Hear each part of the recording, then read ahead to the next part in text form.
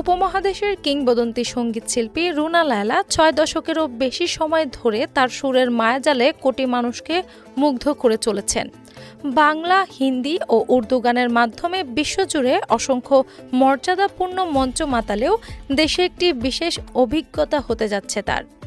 দীর্ঘ সঙ্গীত জীবনে এই প্রথমবার দেশের সংস্কৃতি চর্চার প্রধান কেন্দ্রবিন্দু বাংলাদেশ শিল্পকলা একাডেমির মঞ্চে এককভাবে গান গাইতে যাচ্ছেন তিনি।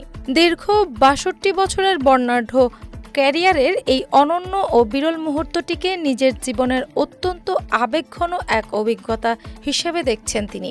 বিশ্বের নানা প্রান্তের ঐতিহাসিক মঞ্চে গাওয়ার পরও নিজ দেশের এই ঐতিহ্যবাহী প্রতিষ্ঠানে উঠতে ৬২ বছর লেগে যাওয়া নিয়ে তিনি বিস্ময় প্রকাশ করেন। তবে জীবনের এই পর্যায়ে এসে হলেও শিল্পকলার আয়োজনে অংশ নিতে পেরে আয়োজকদের প্রতি নিজের আন্তরিক কৃতজ্ঞতা ও ভালো লাগা প্রকাশ করেছেন। একই সাথে নিজের এই দীর্ঘ ও সাফল্যমণ্ডিত চলার পথে বিভিন্ন সময় আসা চরম প্রতিকূলতা ও বাধাবিঘ্নের স্মৃতিও নতুন করে স্মরণ করেন তিনি। জনপ্রিয়তার সুবর্ণ সময় থাকা সত্ত্বেও নিজের কর্মজীবনে দুবার বয়কটের কঠিন বাস্তবতার মুখে পড়তে হয়েছিল বলে জানান এই প্রখ্যাত শিল্পী। তবে এই ধরনের সামাজিক ও পেশাগত বর্জন বা কোনো ধরনের বাধাই তার গান গাওয়ার অদম্য পথ চলাকে কখনো থামিয়ে দিতে পারেননি।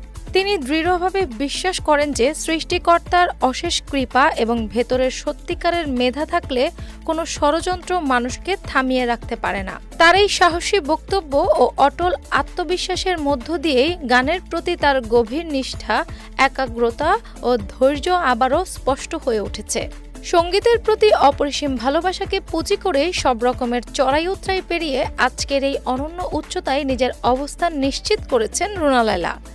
দীর্ঘ ক্যারিয়ারে অসংখ্য কালজয়ী ও শ্রোতানন্দিত গান উপহার দেওয়া এই মহান শিল্পী আজও সমান তালে ও উদ্যমে দেশের সঙ্গীতে সক্রিয় রয়েছেন।